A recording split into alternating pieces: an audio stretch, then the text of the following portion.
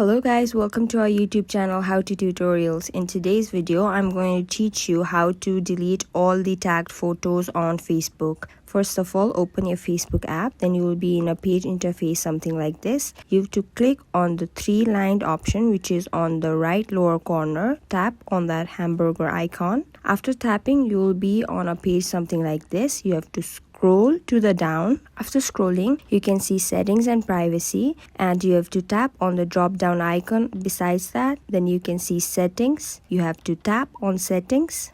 After tapping on settings, you can see this page. Then you have to scroll until you see your information. Then you can see activity log just beneath that. You have to tap on activity log. After tapping, welcome to activity log will come. Then you can see activity you're tagged in. Then you have to tap on the drop down menu besides it. After tapping, you can see posts and comments you're tagged in and photos you're tagged in. Tap on the photos you're tagged in. After tapping, you can see all the photos that you're tagged in. You can either select one or select all option if you want to remove all the tagged photos. After selecting all, you can go down to remove tags on your screen.